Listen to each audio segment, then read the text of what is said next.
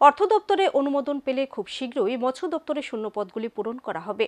শূন্য পদগুলি পূরণ করতে ইতিমধ্যে অর্থ দপ্তরের অনুমোদন চাওয়া হয়েছে।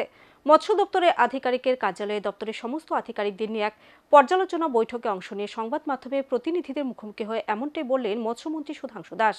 রাজ্যে মানুষের খাদ্য তালিকায় অন্যতম একটি প্রধান খাদ্য হলো মাছ, অথচ মাছের চাহিদার তুলনায় যোগান অনেকটাই কম রাজ্যে। ফলে স্বাভাবিকভাবে চাহিদার সাথে যোগানের সামঞ্জস্য রাখতে রাজ্য সরকারকে নির্ভর থাকতে হয় বহিরাজ্যের উপর। সরকার মাছের চাহিদার সাথে যোগানের সামঞ্জস্য রাখতে প্রতিনিয়ত চেষ্টা করলেও কিছুতেই যেন সফলতা নেই। তাই সাফল্য পাওয়ার লক্ষ্যে দপ্তরের মন্ত্রী আধিকারিকদের নিয়ে প্রায় সময় সংঘটিত করছেন পর্যালোচনা বৈঠক। বৃহস্পতিবার আন্তর্জাতিক শ্রমিক সংহতি দিবসেও এমনটি দেখা গেল।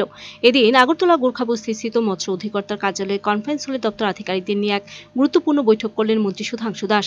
গেল বছরের সাফল্য ব্যর্থতা খতিয়ে দেখার পাশাপাশি আগামী দিনে পরিকল্পনা গ্রহণ করতে বৈঠকের আয়োজন। প্রশাসনিক এই গুরুত্বপূর্ণ বৈঠকে অংশ নিয়ে দিন সংবাদ মাধ্যমে প্রতিনিধিদের মুখোমুখি হয়ে মৎস্যমন্ত্রী সুধাংশু দাস বলেন, বাংলাদেশ থেকে মাছ আসলেও রাজ্য সরকারের কাছে নির্দিষ্ট কোনো তথ্য নেই। তবে রাজ্যে এখনো 30 থেকে 31 হাজার মাছের ঘাটতি রয়েছে। আর এই ঘাটতি পূরণ করার জন্য বাইরের রাজ্য থেকে মাছ আমদানি করতে হচ্ছে। তবে বাইরে থেকে যাতে মাছ আমদানি না করে রাজ্যের চাহিদা অনুযায়ী উৎপাদন করা যায় সে লক্ষ্যে কাজ করছে দপ্তর। তাই চলতি অর্থ বছরে মৎস্য দপ্তরের জন্য যে বাজেট বরাদ্দ করা হয়েছে তা কিভাবে সঠিকভাবে বাস্তবায়ন করা যায় তার জন্য দপ্তরের আধিকারিকদের নিয়ে আয়োজন করা হয় এই পর্যালোচনা বৈঠক। এছাড়া গত অর্থ বছরে রাজ্য কেন্দ্রীয় সরকার থেকে দপ্তর যে অর্থ পেয়েছে তা কতটুকু কার্যকর করা সম্ভব হয়েছে এবং কোথায় দুর্বলতা রয়েছে তা নিয়ে আলোচনা হয় এই বৈঠকে। গেল বছর যে দুর্বলতা ছিল সেই দুর্বলতাগুলি চলতি বছর কাটিয়ে তোলাই এখন অন্যতম লক্ষ্য। উদ্দেশ্য একটাই, রাজ্যে মাছের চাহিদা তুলনায় যোগানের সামঞ্জস্য বজায় রাখা। 2025-26 অর্থ বছরে ফিশারি ডিপার্টমেন্ট যে বাজেট পেয়েছে রাজ্য সরকারের পক্ষ থেকে সেটাকে কিভাবে আমরা ইমপ্লিমেন্ট করব, আমাদের যে অনগোয়িং প্রজেক্ট বা স্কিমগুলি রয়েছে সেগুলির প্রপার ইমপ্লিমেন্টেশন সেটা যাতে আমরা করতে পারি তার জন্য আমাদের দপ্তরের সমস্ত আধিকারিকদের নিয়ে আমরা রিভিউ মিটিং করছি। এছাড়াও এই রিভিউ মিটিংয়ের মূল উদ্দেশ্য হচ্ছে 2024-25 অর্থ বছরে আমরা রাজ্য সরকার এবং কেন্দ্র সরকারের পক্ষ থেকে যে ফান্ড পেয়েছি সেটা কতটা আমরা অ্যাচিভ করতে পেরেছি, কতটা ইউটিলাইজ করতে পেরেছি, আমাদের সফলতা কী ছিল লাস্ট ইয়ারের এবং কোন জায়গাতে আমাদের চ্যালেঞ্জেস ছিল।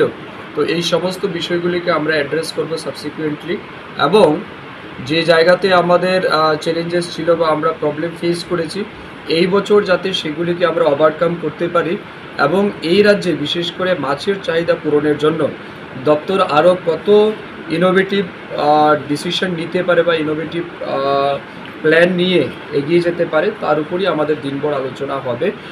এবং আমরা চাইছি এই রাজ্যের বিশেষ করে মাছ যেহেতু একটা প্রধান খাদ্য এবং খুব ডিমান্ডেবল আইটেম, তো সেটা যাতে আমরা আরও বেশি প্রোডাকশন বাড়াতে পারি এই রাজ্যে এবং আমাদের এক্সিস্টিং যতগুলি ওয়াটার বডিজ আছে সেগুলিকে সায়েন্টিফিক ওয়েতে মাছ চাষ করে মাছের উৎপাদন কীভাবে বৃদ্ধি করা যায়, তার সাথে সাথে গ্রামীণ অর্থনীতিকেও কীভাবে মজবুত করা যায় সেই সম্পর্কে আমাদের আলোচনা হবে।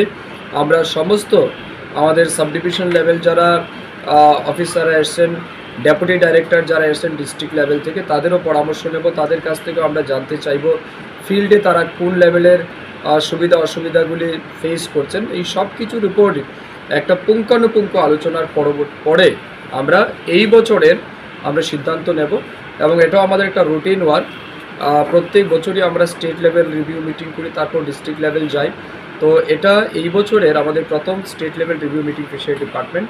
আমরা আশা করছি এই রিভিউ মিটিংয়ে একটা ফ্রুটফুল ডিসিশন হবে যা আগামী দিন রাজ্যের মাছ চাষি এবং যারা কনজিউমার তাদের সাথে অবশ্যই।